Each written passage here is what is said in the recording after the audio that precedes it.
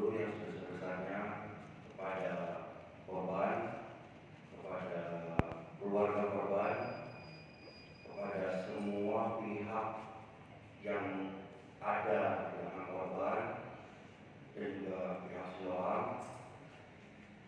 Saya mengakui saya sudah melakukan tindakan kurang baik dikarenakan saya mungkin juga sudah kelelahan karena sudah 4 hari saya harus menjaga anak saya, ditambah lagi di bulan Ramadan ini, dan juga bahwa dalam panas matahari ya semuanya saya tersulut emosi sesaat itu saja. Dan saya mohon juga kepada pihak-pihak yang merasa dirugikan, kepada korban, keluarganya, supaya dibukakan di rumah kedua saya. Saya benar-benar tersulut emosi sesaat saja karena melihat tangisan anak saya dan juga darah yang bercurah. Dan juga pihak Siloam, saya mengakui saya sudah melakukan tindakan yang kurang baik dikarenakan saya mungkin juga sudah kelelahan karena sudah 4 hari saya harus menjaga anak saya, tambah lagi bulan Ramadan ini, dan juga bahwa dengan panas matahari ya semuanya saya tersulut emosi sesaat itu saja.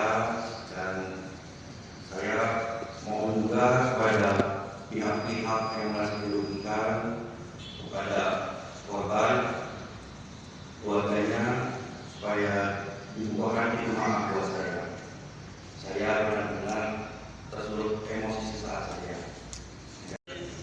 Ketika itu kemarin pagi kita menghubungi pihak Siloam, rumah sakit Siloam, kita ambil saksi 2 orang saksi di sana, plus 1 anggota Polri. Kemudian kita berkesimpulan bahwa memang tersangka melakukan penganiayaan.